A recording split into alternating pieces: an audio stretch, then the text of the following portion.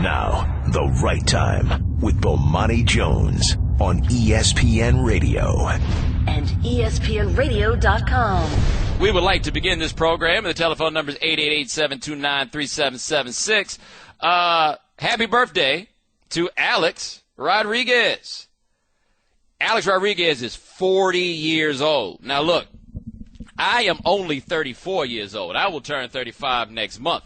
But Alex Rodriguez turning 40 has to make everybody feel kind of old, right? Like, he broke in when he was 18 years old. We have been watching and following Alex Rodriguez since he was 18 years old.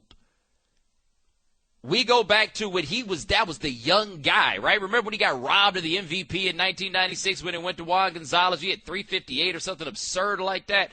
Like, we go so far back with this dude, and now he's 40 years old. But part of what's interesting about him at 40 years old is he doesn't quite seem old.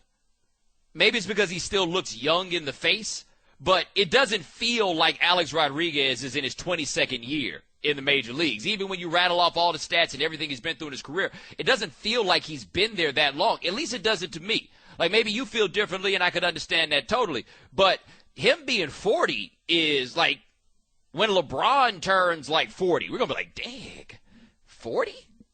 Right? Because we've been around for so long. Well, now we have Alex Rodriguez, and in the midst of a season where he has now hit 23 home runs. Alex Rodriguez hit 3 home runs on Saturday. And, Shannon, you are a Yankees fan, right? That's what you do. Yes. All right. I mean, how do you feel about Alex Rodriguez as things stand presently, given that you're one of them? I mean, I never really had a problem with Rodriguez. I feel kind of cheated, though, because I wanted to like A-Rod. I really did. I wanted to like him, but he kept giving us reasons not to like him, coming off as arrogant. His smile was a bit disingenuous. And, oh, by the way, the whole PED thing. Well, see, that's the thing, though. All you wanted to do was like him. All he wanted you to do was like him. How come y'all could never figure it out? We were at different stages in our lives. Yeah, I mean, y'all want the same thing. Like, that's the thing about Rodriguez that I find to be interesting is that when everybody turned on him, the argument became that he tried so hard to make everyone like him. Dwight Howard got this too. He tried so hard to make everybody like him, therefore you then decided not to like him. Which you have to admit is a bit of a convoluted chain of logic, but all he wanted was your acceptance. He just couldn't get that acceptance. No matter what he did, he could not get that acceptance. I think it went downhill with you guys in New York when he knocked that ball out of the dude's hand in the playoffs. Remember that when he ran up the baseline? And that's when everybody started, like, Jeter would never do that. Like, the Jeter juxtaposition was always going to be there. And let's be clear, Alex Rodriguez has always been a better baseball player than Derek Jeter at every turn. Derek Jeter should have moved from shortstop to second base to let Rodriguez play shortstop. He just happened to be Derek Jeter. Like, that's why all those things, why it went the way that it did. But Rodriguez got to New York, and he wanted people to like him, and y'all were like, nah, we good on that. I mean, that's kind of how it worked out. No, I think you're absolutely right. But I think now Rodriguez appears that he's humbled himself a bit.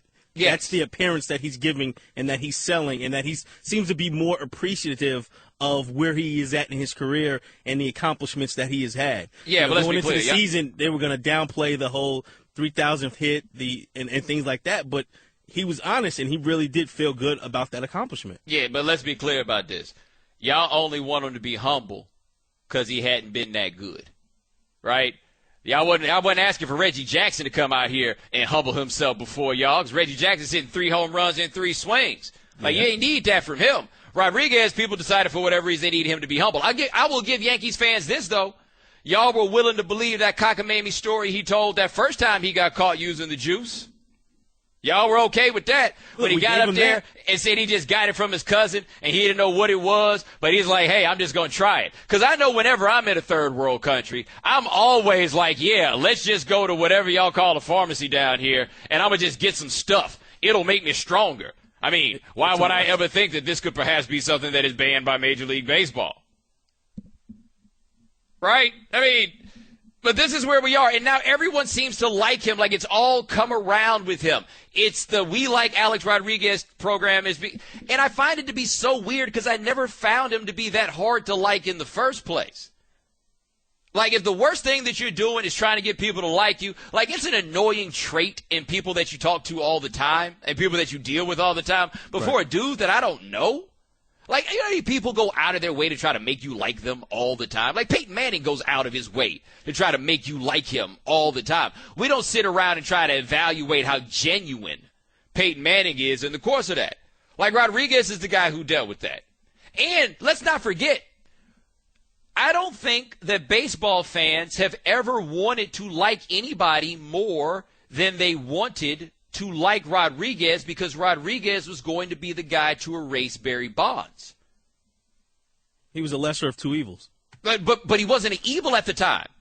He was just Alex Rodriguez. Like, he was the young guy. He was the fresh face in baseball, and he was the guy that you could see. Never forget, he got a $200 million contract and he's 25 years old. Like, we talk about Mike Trout and what Mike Trout is doing young. Rodriguez was right there. And if he was going to be the guy that got Barry Bonds out of there for people, everybody was down with it. Like, there's been such a desire to like him, and he had such a desire to be liked, and somehow it just never came together. And then you fast forward to now, where basically he has been, I think disgraced is probably the most appropriate word. It got so crazy toward the end of that year where he's showing up to Mike Francesa and getting up there and telling us those lies, at least what felt like lies, when he's talking to Francesa and coming out of the meetings with Major League Baseball. Because part of what I think happened with Rodriguez that turned us around on him, baseball went too far. And baseball decided they wanted to make an example out of him. And the Yankees decided they wanted to do everything they could to get out from under his deal. Like, all of those things happened where it did reach a point where Rodriguez stopped being in the wrong, right?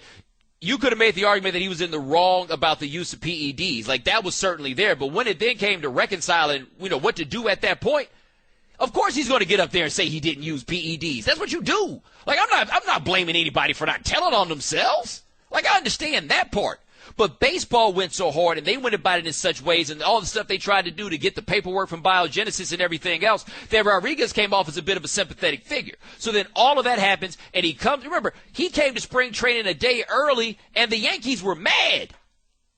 Mad, I tell you, mad. Like, that wasn't that long ago. That was February. How dare you get here on time? Yeah, that was just February. Like, it wasn't that long ago. People were that down on him. Next thing you know, the Yankees winning games. Are they not in first place? They're in first place, right? Absolutely. They were not supposed to be in first place this year. A big part of why, and way in first place. They're 6.5 games up. No, I did not know that until this very moment. Anyway, they're 6.5 games up. Quietly, and a lot of it has to do. Yeah. The Yankees, imagine that. The Yankees are quietly putting together a really good season. Yeah, like, I still think Toronto can still get them, because if you believe the run differential matters, Toronto's run differential is still way superior. That would indicate that it's going to turn better for them, right? But all of this is gone, and now we're at Alex Rodriguez, 40th birthday. He just hit 3 home runs 2 days ago, and we are willing to pretend like we don't know what's going on. That's right.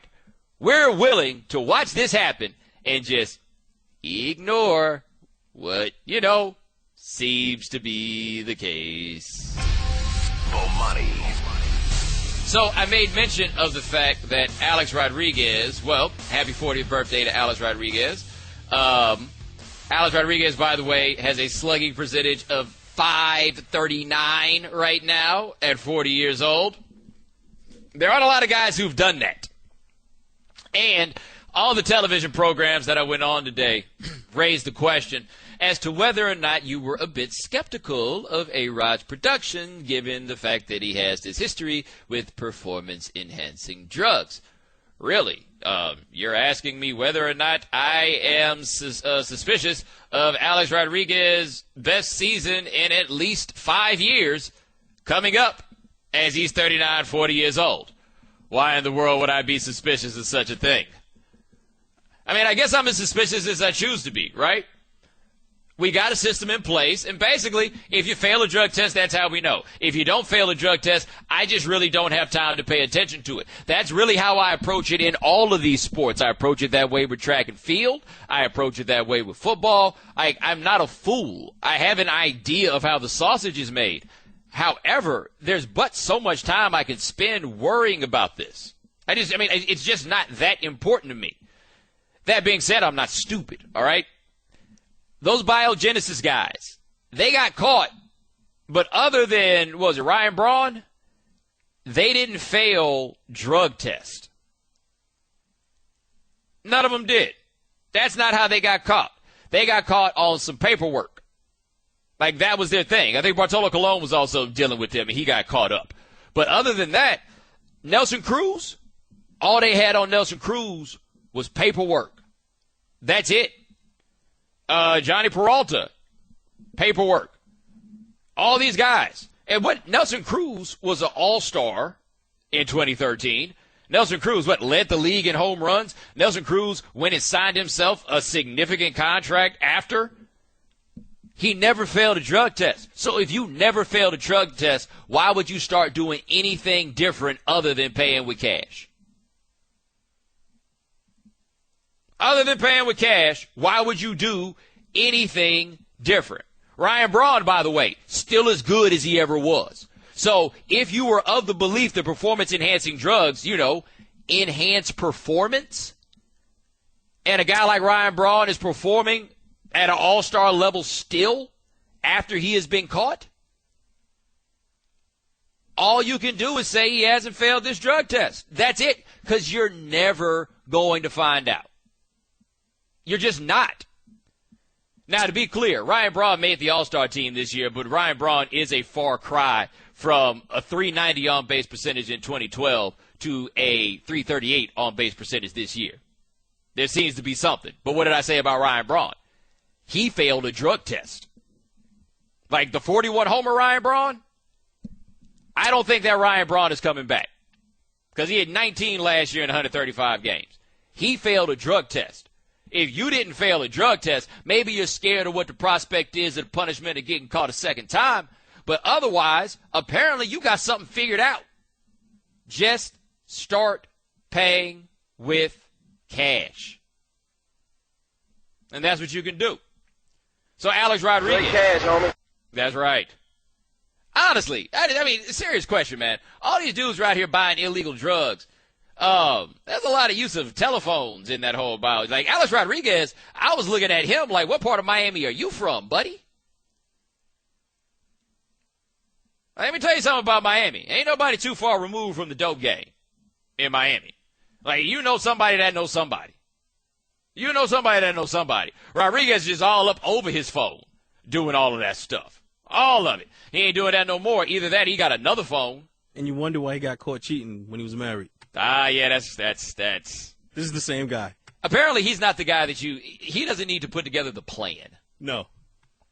But at the same time, if you could get caught using steroids or performance-enhancing drugs or whatever, and then come tell America, I was just in the Dominican Republic with my cousin, and he said, hey, try this. And I was like, cool, shoot me up. Like, it came out of a needle, right? Think about that for a second. I'm going to just go down to a third world country and buy some stuff that somebody's going to inject in me. I mean, I figure it's okay. Am I the only person out here that's scared of needles? Anyway, if he thought he could get away with that, maybe he thought all his other cockamamie plans were going to work. But all those cats never failed a drug test. Bomani.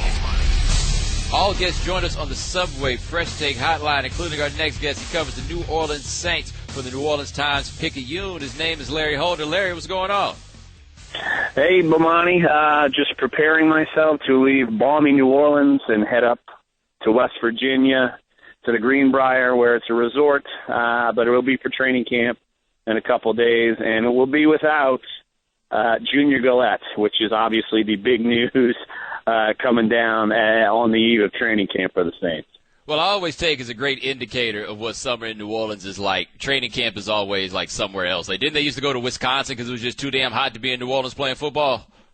Yeah, they used to go to La Crosse, and that was probably in the early 90s. And then I can tell you when I first started covering the team back in 2006, and they went to Jackson, Mississippi, and it was probably worse than it was here. So they figured they'd get away out of the sweat fest that is here in New Orleans and try to go up and get some cooler climate up at the Greenbrier. And now a lot of people tried to blame their 7-9 record last year on it going to the Greenbrier and being a country club type training camp. I don't buy it, but it's an easy excuse.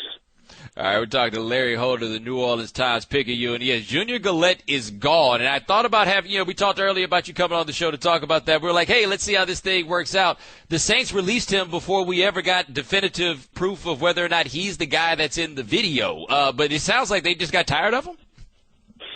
Well, look, I'm confident in saying that's him. And I reported it as such when that happened. And, look, I know the NFL has that tape in the video in their possession from YouTube, and look, they washed their hands of Junior Gillette in January once he was arrested for battery involving domestic violence, and they didn't even want to hear about is he guilty, is he not? Well, let's go through the process. Look, they started a plan to essentially move on. They made no qualms about admitting publicly, look, we're going to look for edge pass rushers in the draft and, in free agency. And people are wondering, well, they have Junior Gillette, though. Well, what are they doing? Well, they go and draft 2 edge defenders in the draft. Then they sign Anthony Spencer, who we don't know what he has left. Veteran out of Dallas, familiar with Rob Ryan.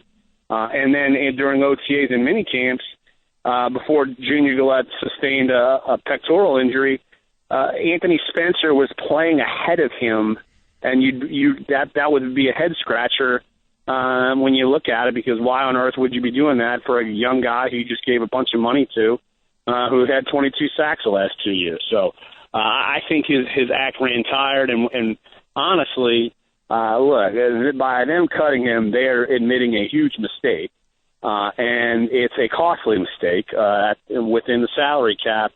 But it just shows you how hell-bent they were to get rid of him. And they wanted to wait around to see if the NFL was going to possibly suspend him. But they waited and waited and waited, and this was the last resort because they wanted no part of bringing in the training camp and back into that locker room. And so they just kind of bid it, and now he's a free agent, and to me probably will get picked up by somebody.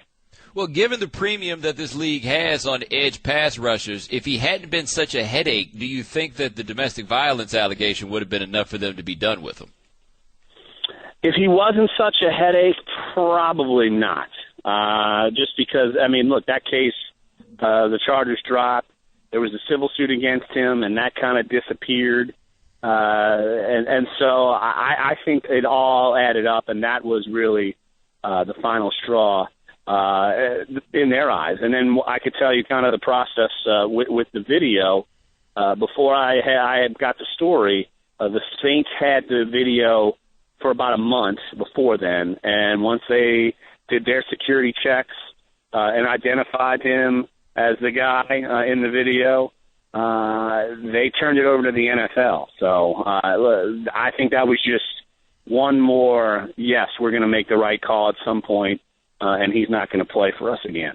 All right, Dr. Larry Holder, the New Orleans Times Picayune, and you mentioned the salary cap ramifications of this. The Saints are a team that have been kicking the salary cap can down the road. They're a 7-win team last year. They just got rid of their best edge pass rusher. How are they looking for next year?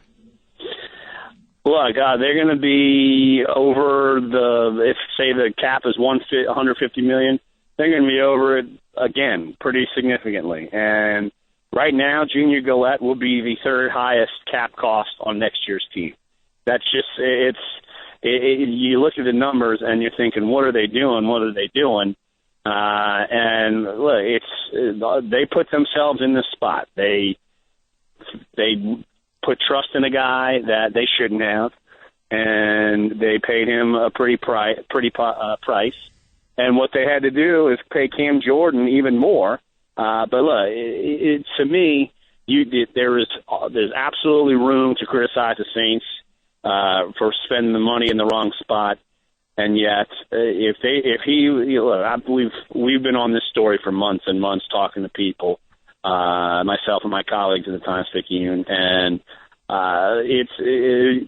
if he was even half as much of a headache in the locker room and causing a rift and this and that, that's why the Saints felt they needed to go on, and they figure they can find 10 sacks somewhere else. But like I said, you can certainly criticize the Saints for doing a bad deal, but also not many teams would pull this with someone who they felt like what didn't fit, especially at the cost that it's going to cost them this year and then next year. All right, last question for Larry Holder, the New Orleans Times-Picayune. In his 15th year, Drew Brees, that's where he is now in his 15th year. The Saints have a very famous quarterback at this point, but that far into his career, how good of a quarterback is Drew Brees still? Look, I still think he's one of the top quarterbacks in the NFL. I think he will be a better quarterback in the NFL next year for the Saints. And it's not a big look. You lose Jimmy Graham, that's going to hurt.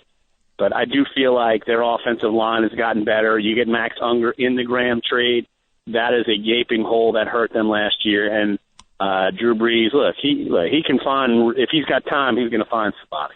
And so, the defense has to improve as well. Brees played great in 2013. The defense was fourth overall in the NFL. The defense last year was 31st in the NFL.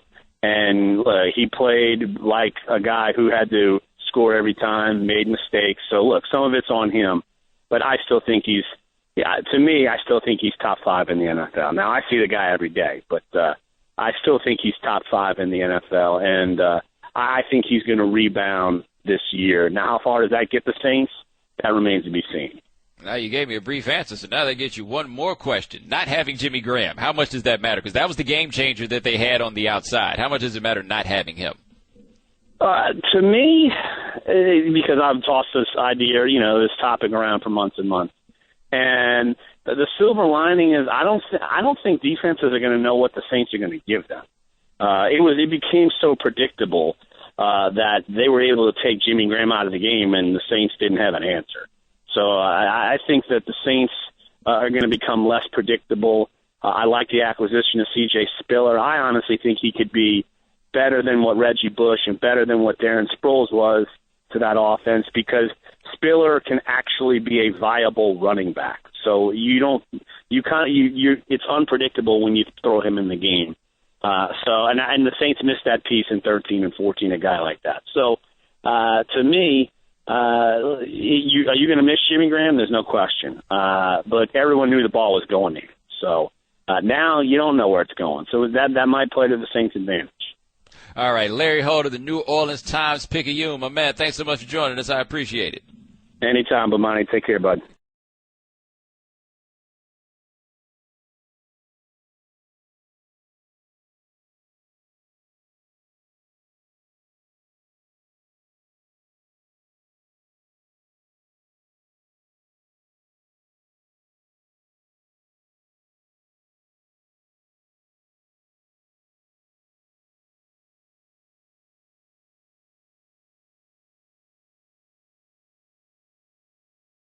Geico presents Strange Savings Stories.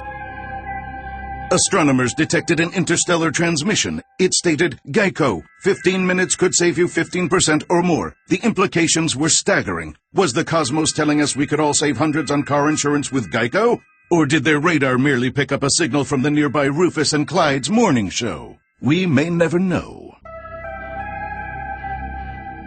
Geico, 15 minutes could save you 15% or more on car insurance. Bomani. We're at that time of year where I'm not much of a TV watcher. I find that you guys use television to raise your children because your parents used the television to raise you. Like, it's amazing where I say, I'm trying to figure out what to do, or not even saying what I'm trying to figure out what to do. Like, when people want to slam baseball, they start talking about how nobody really cares about baseball. And to be clear, I'm one of those people who talks about how people don't really care about baseball like that anymore. But the response will often be, well, the ratings are ... right? And people's response to saying the ratings were that were, well, there's nothing else to watch on TV. Shannon, you may remember we used to do radio in Raleigh. We talk about the NBA playoffs, and everybody would like to pretend in that college area they didn't like the NBA, and then the ratings would come out and top 10 market for the playoffs. Uh-oh. Funny thing. Yeah. Happened. All right, and what would the answer be? Well, there's nothing else to watch on TV. Like you're not allowed to do anything else. Like the front door of your house does not open up. Right. Right? There's no fresh air. You don't have kids you could be reading to. Like you got options. There's stuff to do, right? It's outside. There's outside, but the television is always there, right? It's the most dependable option that you got. The TV's always there, and the TV's never moving. And so I wound up the other night sitting at the house, flipping through the channels, and I came across the Pan American Games. Now, I wanted to check out the Pan Am Games because my good buddy Corey Erdman has been calling boxing. He does it in Canada, but I wanted to see what what he's up to, the work, all that stuff.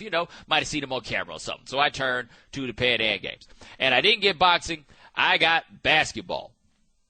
And, man, I don't know about you guys, but I enjoy playing a game called He's Still in the League with NBA players, right? Where you look up and you just didn't realize somebody was still in the league. Like, you go mess around and turn on a game for the Utah Jazz, for example. Chances are you're going to see somebody you didn't know was still in the league unless you from over there. Like, there are a lot of teams. Like, there's some place in the league, you get traded to Detroit, man, you could be there for 5 years. I'll think that you went into witness protection. The teams that you just don't watch. So, like, I enjoy seeing guys that I haven't thought about in a while. Those you go to the Nuggets, like if the Nuggets are sorry, if you go into the Mountain Time Zone or West and you're on a sorry team, you might as well be dead to me. Like this Portland Trailblazers team that's coming up, I ain't gonna know anybody who plays for them. I'm just not. Anyway, I found a game that was even better than that, and that game was watching the Pan American Games. So I turn on the Pan Am Games, and I get to the U.S. roster, right? So I'm looking at the United States roster in the Pan Am Games, and it was like playing a corollary game to He's Still in the League, which is he's a senior? Oh, yeah. You ready for this roster? It's all the guys that you thought were never going to graduate from college. That seemed like they were in college forever. Super seniors. There, Malcolm Brogdon, you remember he played for Virginia? He was on the team for the Pan Am Games. Ryan Hollins, he played in the NBA. Look, dudes who play basketball love playing basketball because this roster's got NBA players on it. Anthony Randolph. You remember Anthony Randolph? He was a lottery pick. Anthony Randolph is out here playing in the Pan Am Games on the same team with Keith Langford. You remember Keith Langford? He used to play for Kansas. Keith Langford? Keith Langford was on the I turned on the television. I just could not believe I was seeing all these players again. Like, guys, when is the last time that you thought about Damian Wilkins? Damian Wilkins is 35 years old. Damian Wilkins was on the roster for the Pan Am Games. And so when I was watching, they were playing against Puerto Rico. Did you know that J.J. Barea reps for Puerto Rico so hard that he plays in the Pan Am Games? Really? J.J. Barea. Current NBA player. Yes.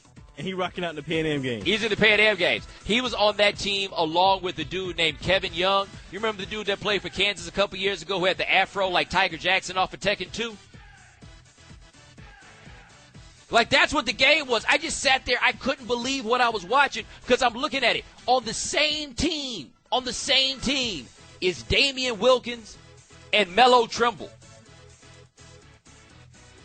Melo Trimble. How are these two guys on the same team? Melo Trimble, 20 years old with his whole life ahead of him. Damian Wilkins, 35, playing for a professional team in Puerto Rico. And let me tell you what your next stop is after playing basketball in Puerto Rico. LinkedIn. Like, after you're done playing basketball in Puerto Rico, you go holler at LinkedIn. Do they still do Monster.com? Is that still out there? Like, that's where you go after you've been playing ball in Puerto Rico. Like, I hope that Damian Wilkins is over there giving Melo Trimble all the advice.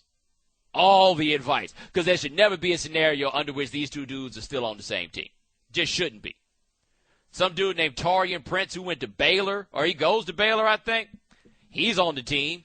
You remember Ron Baker, the dude that played for Wichita State when they made the Final Four with the floppy hair? Yeah, absolutely. Here's my thing. How much do you love basketball or America to ask your boss for the 2 weeks off of work so that you can go play? Like, yeah, I put my PTO in about 2 months ago. You didn't approve it yet, but I'm trying to go play in the Pan Am games. Yeah, like what dude is there that is hoping like hell that his manager is not watching the Pan Am games because he told him that his granny just died suddenly. He don't know when he's going to be able to come back. Showed up at the office with his suitcase, dressed in his Pan Am gear, Pan Am Team USA gear. Talk about, hey, can I talk to you for a second? Yeah, so, I mean, she'd been fine. Like he showed up with a note. Yes, exactly. Look, my mama say I got to go to this funeral. And, like, I'm not catching a plane. I'm riding with some people, and I can't really come back until they come back, you know? So, like, I got somebody to cover my shift. Like, I just got through talking to him. I got somebody to cover my shift. No, they got to do it on a team named Bobby Brown. You ever heard of Bobby Brown? Bobby Brown averaged 30 points a game in China this year.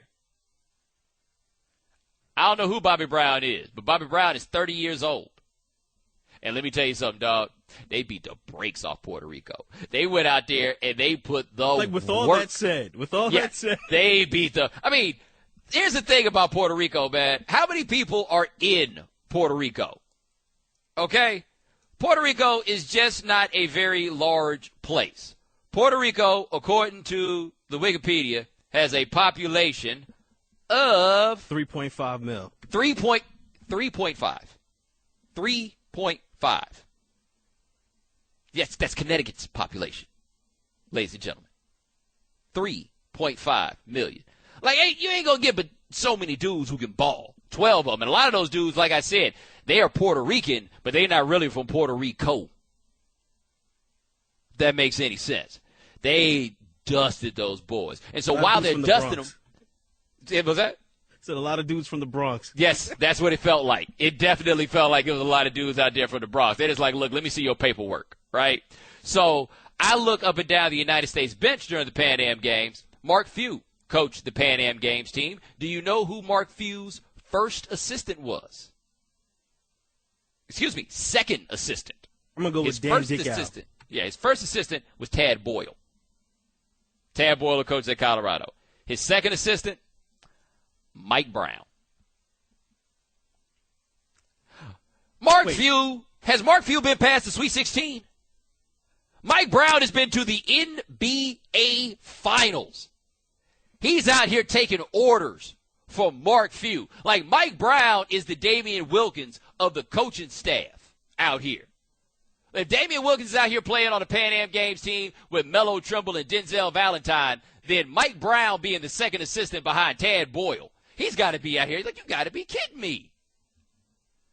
Mike Brown, by the way, has anybody ever won more games and gotten less credit for them than Mike Brown? Because let me tell you who hadn't been the same since Mike Brown left. The Lakers. Bomani. This deflating footballs thing won't go away. It just won't. Like, I think we're still waiting on the Tom Brady decision. Roger Goodell is trying to figure out how to handle this without making a total fool of himself, not realizing too late.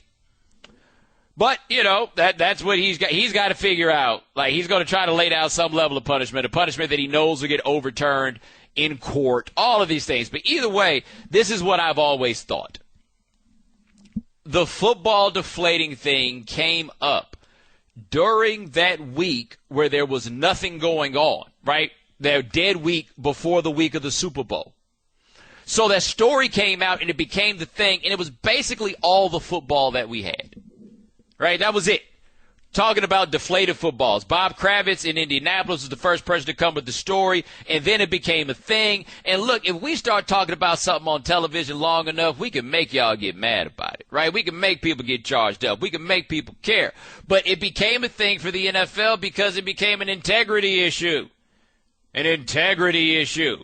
And so Roger Goodell, one thing we know about Roger Goodell is you give Roger Goodell a chance to lay down the hammer, he's about laying down the hammer because somebody got to know that he's in charge.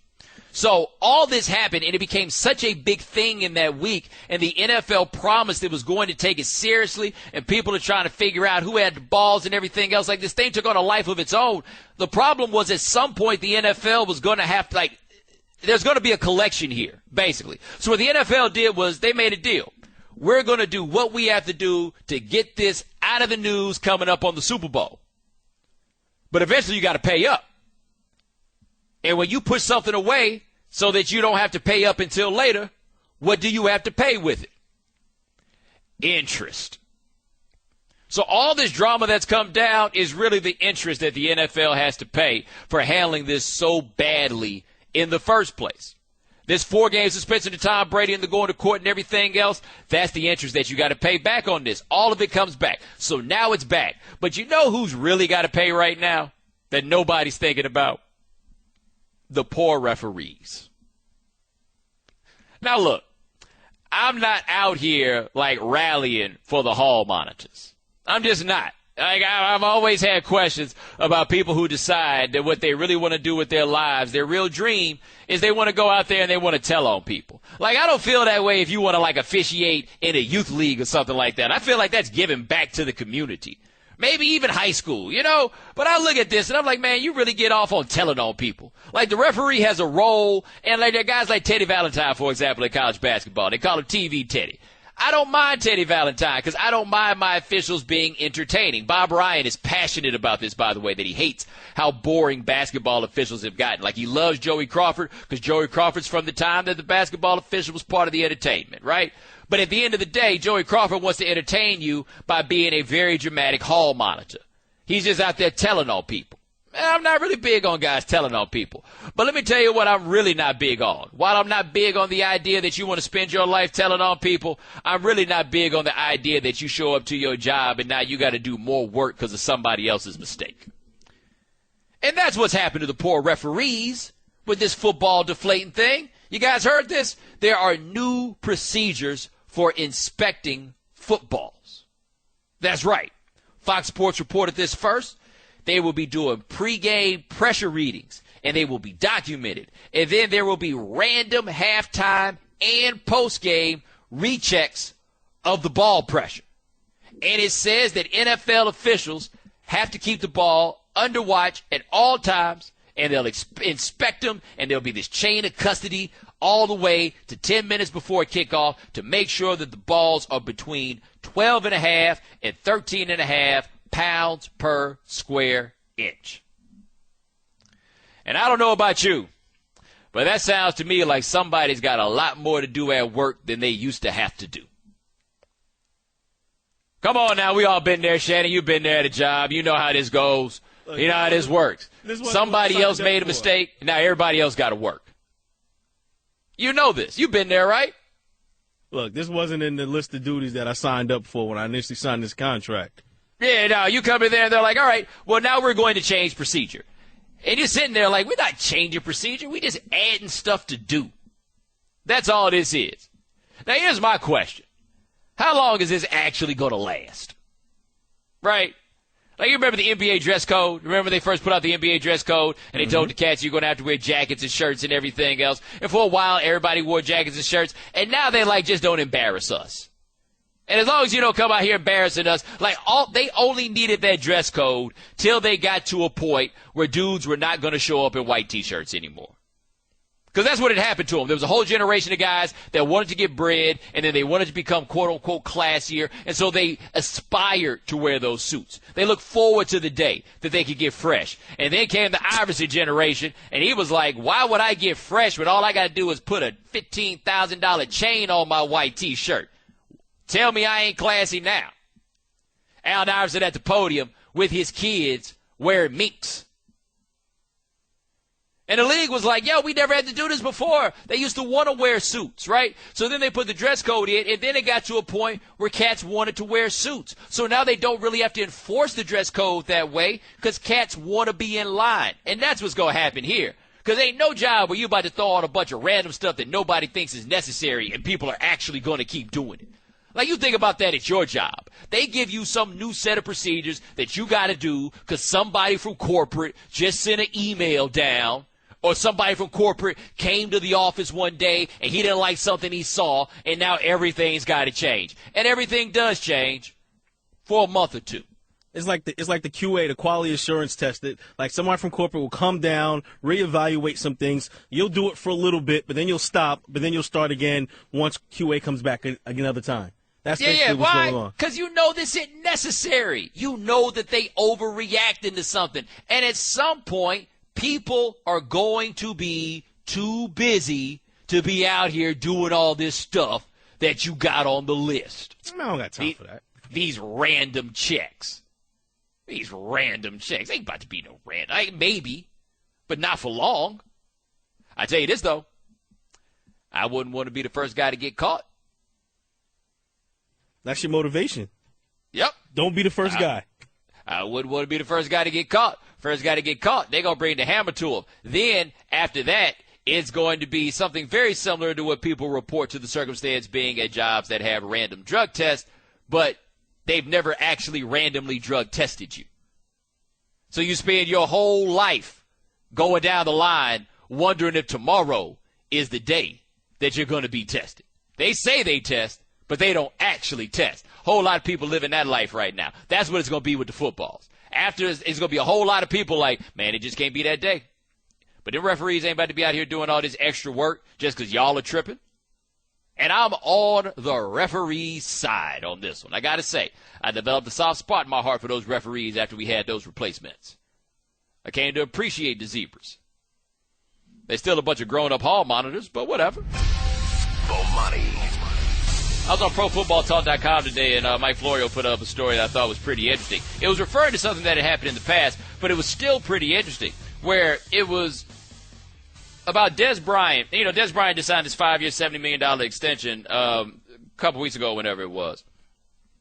Apparently, at one point, Jerry Jones tried to negotiate directly with Des Bryant. Right. You know what time it is on that one. He tried to negotiate directly with Des Bryant. All right? You wouldn't want to leave your 26-year-old daughter alone with Jerry Jones. I don't know why you want to leave your 26-year-old son around him when there's money on the line, right? Like, that's the super-duper trying to get over. That's absolutely trying to run a con. Like, I would have looked at Jerry Jones like, you clearly don't have any respect for me by even trying to do this. Like, you're trying to play me. So you know what Des Bryant told him? Des Bryant told him, or he asked him, you think you could cover me on a football field? That's what Mike Florio says happened there. He said, you think you could cover me on a football field? And eventually, Jerry Jones had to say, no, I cannot. Then Des Bryant looked back at him and said, now you know how I feel. But there's a great gift in recognizing your own limitations, right? That's an important thing to be able to do. Or at the very least, there's a great gift in recognizing a con when you see one. Because I think a lot of you guys have probably surmised that Des Bryant isn't very bright. I don't know Des Bryant. I don't have an answer for that. But I know that a lot of you guys have surmised that. He's smart enough to know he needed to get out of that room with Jerry Jones, and now he got his money. I bring that up because there's an interesting story that's developing, which is that Russell Okung, who plays tackle for the Seattle Seahawks, he says that he is going to go into free agency without an agent. He says he knows what he's worth and that he can sit across from these teams. I'm sure he'll have some help. He says he'll hire an expert, a lawyer, a sports attorney to get the dynamics of the contract to read the paperwork and do one flat fee. But he says he'd rather do that than pay the 3% on his contract. My man, pay the 3%. Pay the 3%, right? Like, I now live in a world that involves having an agent. I have an agent. And negotiating your own contracts is not terribly different from making your own clothes. Like, I'm sure you can, and I'm sure you know all the styles in your head that you want. And I'm sure that you feel like you can hit that sewing machine and you can get something tailored up to your body. Them things in the store, they for everybody. No, you're going to get something custom made for you. And you know what you're going to be after you do that? You're going to be the dude wearing his own clothes. You're out there on that Gordon Gar trail. That's not what you want. I'm just telling you right now, it's probably not what you want. And to be honest with you, it's not what you want, and not simply because of the money part of it. It's not simply that. Like, I think what Okung is saying basically is that he can go up and look up what everybody in the league makes at his position, right? He can go ahead, he can do that, he can gauge what his value is supposed to be from there. And therefore, he does not need someone to negotiate the contract for you. Here's the reason why you need somebody to negotiate contracts for you and why you should not be your own agent. Because in contract negotiations, the guys on the other side are going to say things that are going to offend you. Like, that's how it starts. Contract negotiations start with the other side treating you with disrespect. That's how it goes. They're going to see if you're dumb enough to go for the disrespect and take the money. Now, if you can walk into the door and have that conversation with these teams, and you can take that disrespect and just let it roll off your back as part of the game, then God bless you. I have walked into every single contract negotiation I've ever had with that mentality. And you know what has happened every single time? I have wound up feeling disrespected. Now, at some point, I might be able to get over it, right? But you know what helps me get over those things? I have an agent. And let me tell you an anecdote that somebody told me once about having an agent, a manager, a middleman, somebody of that sort. And you guys who work jobs, you have to negotiate your own contracts and don't have agents, you'll understand where I'm coming from because these are the awkward things that come up in contract negotiations. And so I was talking to a gentleman named Fonte Coleman. He raps with a group called Little Brother. He sings with a group called Foreign Exchange. You may have heard of him. This is like 04, right? I'll never forget this. It was like 04 because one of my partners in North Carolina knows him. And we went over to his house to listen to the album they were about to put out at the time that was called The Minstrel Show, right? So we're in Fonte's living room listening to The Minstrel Show, which is like one of the coolest moments ever, right? One of the coolest things you ever could have. We're listening to it in his living room. His lady at the time, she served us grapes. She went into the refrigerator and she served us grapes. Like, I'm 23 years old. When I go to my homeboy's house, this girl ain't serving us nothing. She's wishing we weren't there, right? So what Fonte said about having a manager, he's like, look, there's going to come a point where you need to MF somebody in order to get something done. And you got to go back in the room with that person after you done had to MF them. Somebody has to be on the payroll to tell your boss that he's being an MF. That's what your agent is there for. Somebody has to be in a position to have those really difficult conversations. And you don't want to have to be the one to do it. Because I did it once. The last time I negotiated a contract for myself, that man was forming his lips to say things to me where I was like, hey, man, I don't think you know who it is that you're talking to right now. Are you talking to me? That's why you need an agent. You know why? Because he won't break bad with your agent like that. Because he might have to talk to your agent again. How do you separate the personal from the business when it comes to negotiations like that? That's why you got to have an agent. That's how you do it.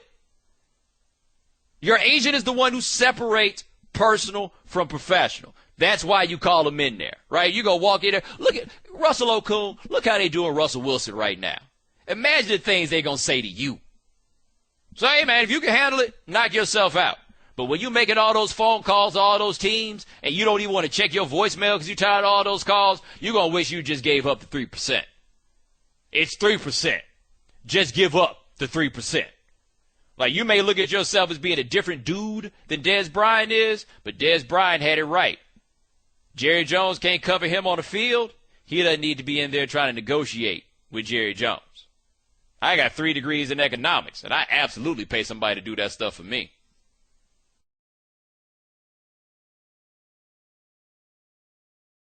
And now, for Geico's edition of Stuff Found in Your Car, we go inside your side door pocket. Hello, yes, the crumpled receipt with gum in it. From your anniversary dinner, you sprang for expensive wine, your server was Beth. That dinner was a couple $100. Money you could get back if you switched to Geico and saved hundreds of dollars on your car insurance. I bet you'd save that receipt. Frame it even. But really, where did I go wrong? Was it the corkage fee? Geico. 15 minutes could save you 15% or more on car insurance. Visit geico.com today. Bomani. All guests join us on the Subway Fresh Take Hotline, including our next guest. He is a columnist for the New York Post and just happens to be one of the best columnists on planet Earth. His name is Mike Vaccaro. Mike, what's going on? Good to be with you today, Bomani. How you doing? Doing all right. So glad to have you on tonight. And today is Alex Rodriguez's 40th birthday party. You guys partying it up there in New York. I see you hit a home run tonight on top of it. Well, you can plan your annual calendar around that because he's hit 6 on his birthday now. He really is something else this year. It's amazing to watch. Well, how do you guys? It's interesting because the start of the year it seemed so bad, where the Yankees seemed upset that he showed up to camp a day early. Now he's hitting, and he's hitting well, and everybody loves AROD again. Do we really love AROD again, or is he just hitting? Well, it's the old Jerry Seinfeld line up Bomani about rooting for laundry, and I think that's where it starts. And the fact that Alex Rodriguez is a guy who's wearing the Yankees uniform and performing as well as he is, I think a lot tends to be forgotten and forgiven when that happens. And he really has been amazing. I thought he was going to be okay. There were a lot of people who were forecasting complete doom for him. I thought he was going to be a contributing member of the team. By that I meant 265, maybe 20 homers and 70 RBIs. But clearly he's done far more than that. Mark Teixeira is probably MVP of the team, but A-Rod's a close second. And it's really kind of, at this point, I think a lot of us had given up the idea that he was ever going to threaten the home run records. And now it's, if he hit 23, 24 now, at age 40, it's not like he's slowing down all that much from where he was just past his peak. So it's really interesting to watch. And, I guess the caveat is, I just hope that what we're watching we can believe in, because you've never been really 100% sure about that with A-Rod in the past.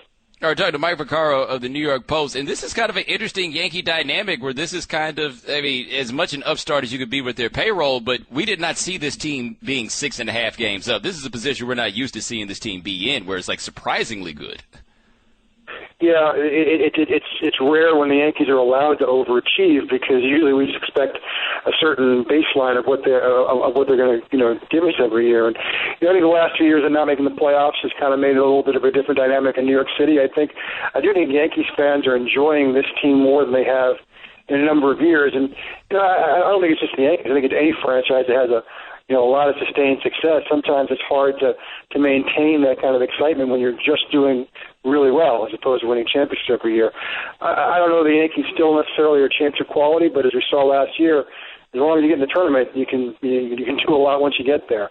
And I think that's what the Yankees are looking at right now. And look, it's like I said, it's not often that the Yankees can be kind of looked at as kind of an upstart puncher's chance kind of team, but that's kind of what they've been this year. And they really do have something here, because at a time not so long ago when it looked like the East was going to be won maybe with 85, 86 wins.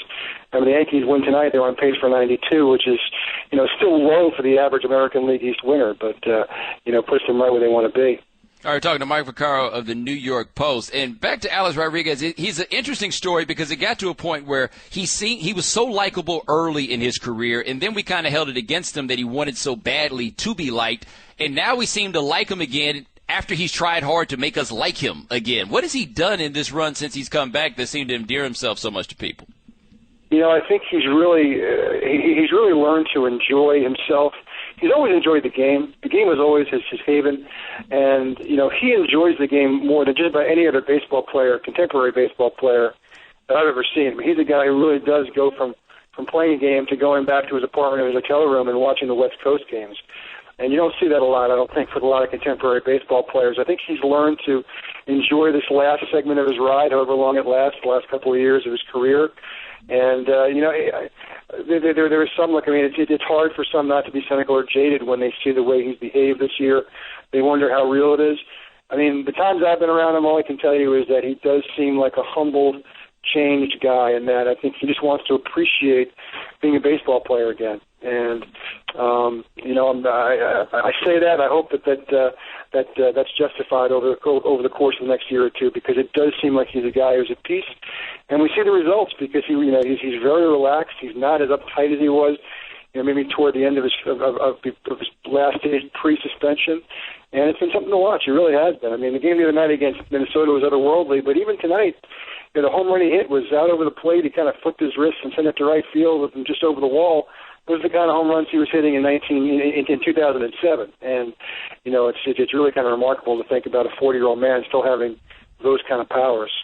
Well, taking away 2013, because I think we'd agree 2013 was just the weirdest season any human being has had on any team. How much different is this humbled A-Rod than the one that you had seen before? Yeah, it's noticeable in his swing, I think, which just seems more relaxed. Now, look, I mean, he still goes through stretches where he looks overmatched by, hard-throwing right-handed pitchers. And that's going to be an issue in the playoffs because that was the issue in the playoffs the last time in 2012. When Girardi would actually pinch hit for him in the playoffs. That's probably still going to be an issue. And, he is 40 years old. But I think the fact that he's kind of approaching the games differently, I think he really does try and view every game as kind of a gift is probably going a bit much, but I do think that there's a part of that. I think, there probably were moments, deep in the suspension last year where he wondered if he would ever get a chance to do this again, if maybe the world wasn't conspiring against him. And I think the Yankees probably thought there was a chance that they might not see him on the team either. So, I think that all of that together, I think that, you really just see Alex I've never seen Alex smile this much before, And I just think part of that is because the expectations were so low, and part of that is because of his new mindset. He's going to enjoy himself whether he hits a 500-foot home run or whether he strikes out, and I think you see that day to day in his at-bats. All right, talking to Mike Vaccaro of the New York Post. And is there any apprehension from the front office about what they're saying? Because, as you mentioned, we thought the home run records seemed like they were going to be moot, and there was a fight over what happened when he passed 660, but 714 doesn't seem as inconceivable as it once did. Yeah, there doesn't seem to be as much anymore. Obviously, they kind of came to the settlement about the money going to charity. And look, the Yankees, for all their bluster and as unhappy as they were with AROD, and as maybe as offended as they were by the way AROD did his little parade of outrage a couple of years ago, the Yankees' bottom line is winning. And they don't hide from that. And business was not good there for the last 2 years because they didn't sell one playoff ticket because they didn't play one playoff game, and that's just not acceptable for the Yankees. And other teams can roll their eyes about that and so forth, but that really is just the way things are. That's their mission statement. So, for the Yankees, it's a pretty clear reality that Alex Rodriguez has pushed them closer to making the playoffs again, making the postseason again, taking a crack at another World Series, and really at a place that's a very bottom line place, Yankee Stadium. That's really at the end of the day all that matters. So they may not be thrilled with this, but certainly from a business standpoint, they're going to take every morsel that he gives them this year. Well, I also imagine if you're Joe Girardi, at some point you have to look up and say, hey, guys, I'm actually pretty good at this managing job. This isn't a payroll job we're doing this year. This is me, too. Man, he couldn't be more right. I thought that the last 2 years he did some extraordinary work with teams that, didn't have a fraction of the talent that they've had in the past. And weren't nearly as talented as this year. This year's team has been blessed by a lot of good health and some above-average performances almost across the board. Teixeira's output is almost as surprising as A-Rod's output, given where he was the last couple of years. But what Joe Girardi did the last 2 years in keeping his team above water and keeping them in the playoff race when they didn't belong there until the last week of both seasons, I think he really showed a lot of people what kind of a manager he was. And really, when you look at his work day to day, it's remarkable. Somehow he manages to work a bullpen that seems to always get a lot of work, but they always get their rest also. He always seems to give a guy the day off on the right time. And I know Yankees fans sometimes scream about days off he gives guys, and also the fact that he seems to follow so closely to his beloved binder in the dugout. But his body of work is such that you're right. He is not fortified just by having more toys than everybody else. This is a guy who knows what he's doing. He's a guy who puts the Yankees in the best position possible to win every day. And really, what's a better job description for a manager than that? All right, Mike Vaccaro of the New York Post. My man, thank you so much for joining us. I really appreciate it. It was really great talking to you, Bomani. Have a great day. Have a great summer. Bomani. There is a group that is campaigning for Ray Rice to get another chance in the NFL. Yes. Now, at this point, I suppose that isn't necessarily the most revolutionary idea, right? I think Ray Rice should be allowed to come back in the league. Because in theory, he is allowed to come back in the league. It's just that nobody has signed him. So there is a group. Let me make sure I get the name of the group right. But they have said that they want Ray Rice back in the league. And here's the problem. The domestic violence situation is not what's keeping Ray Rice out of the league. What's keeping Ray Rice out of the league is those 3.1 yards a carry he averaged the last time that we saw him. That's why he's not there. Now, this is from the Washington Post. I'm reading this. And a group called A Call to Men, which is an anti-domestic violence group. They told Adam Schefter, okay, this starts with us, so I'll go back. ESPN reports that A Call to Men wants Ray Rice to get a second chance. And what they say is, we have been around a lot of abusive men, but our experience with Ray has been tremendously positive. We feel strongly about him having the opportunity of having a second chance. He's deserving of it. Now, I don't know anything about this organization, so I can't tell you how credible these gentlemen are in saying that Ray Rice should get a second chance in the NFL. I readily admit that I might approach this in a different way if it was a women's group who said the same thing. Like, I just don't know enough about this group. They could be on the up and up with it. I honestly don't know. But let's say that what they're saying right there is absolutely correct. What they're saying is important.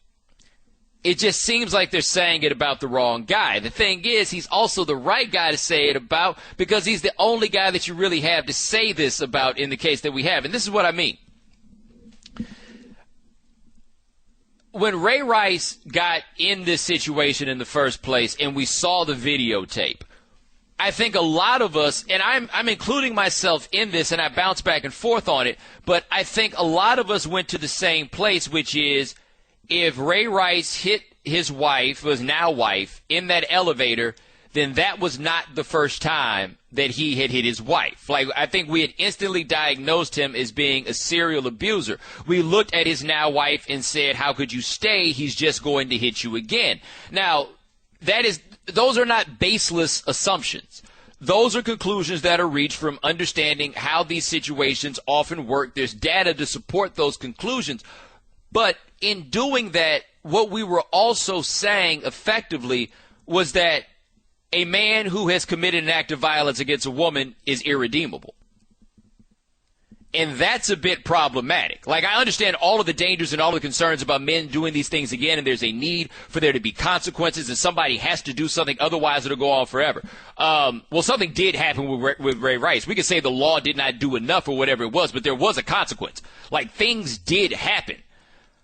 But I do feel as though we have a general outlook about men who commit acts of violence against women that should be the end. And I understand the anger that leads people to that feeling. I understand the morality that leads people to say that. But I do think it's dangerous for us to reach that point, or for people to truly believe that because of such an act, that's the end.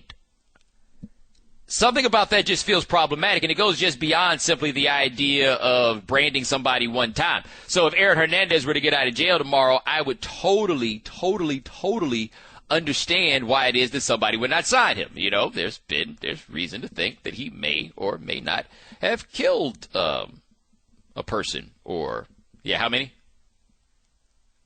Was it 3? We got 3? Like, I feel confident saying that we got reason to think 2, 3. I think we have good reason. He got convicted on one. We think he's going to get convicted on the other. And there's the dude he shot in the face in the parking lot of Tootsie's.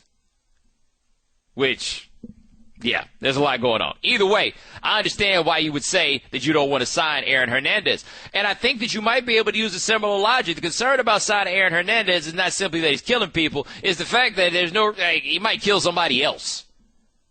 Like, that's what it is. Because I feel like NFL teams only really care about whether or not you're going to be able to show up to work. And if they think you might kill somebody else, then there might be a big game that they need you for, and they might plan around it. But there you go, killing somebody else Saturday night. We ain't have time to put that in the game plan. Like, that's what they're working. I mean, that sounds crass. I understand why you might think I'm being a little crude there, but that's really why they care. They will react pretty much the same way. If you called them on Saturday night and you said that your car got stuck in the snow and you couldn't make the game on Sunday, I bet there would be a similar reaction to, hey, I'm in jail for voluntary manslaughter. So what you're saying is you're not going to be able to come to the game tomorrow. Like, that's how the conversation winds up going. That's generally what their concern is. But that's teams. Outside of teams, there is the discussion that surrounds these things. It comes from media, it comes from fans, and everything else. And I do think that there has been a push about domestic violence for zero tolerance. That's been the move. That if you have done this, you should never play in the league again. And I just can't buy it. I just can't. So I think that there's something to be said for the fact that this group is saying about Ray Rice that their experience with him has been positive and that there has been some learning there and that he has held himself accountable. Like, that's what you want. That's all you can hope can happen in these situations. There's not that much more that you can request come out of it. Like, that's what you hope. But I do hope this group understands. The reason Ray Rice is not in the NFL right now is because people think Ray Rice is slow. Like, that's it.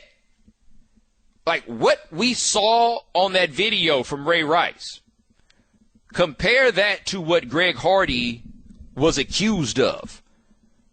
You know, to the point of dropping a woman on a couch with assault rifles all over it. Yo, Greg Hardy has a job.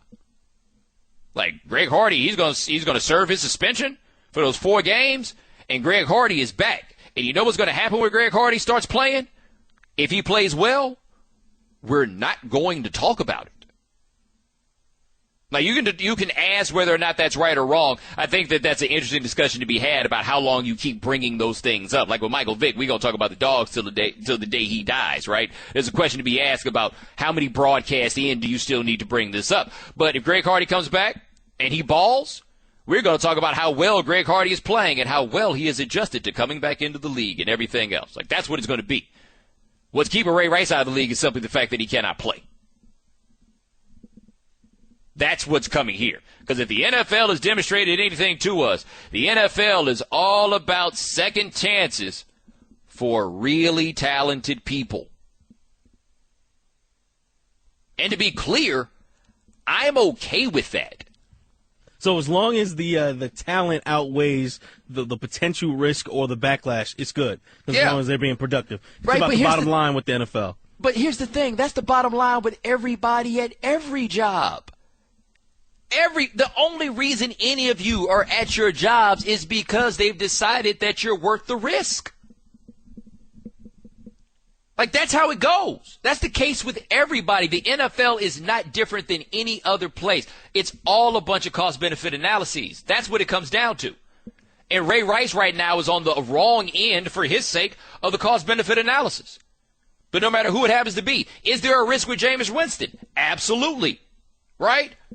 However, we gonna roll the dice on this because franchise quarterbacks don't come around every day. That's a constant everywhere you go.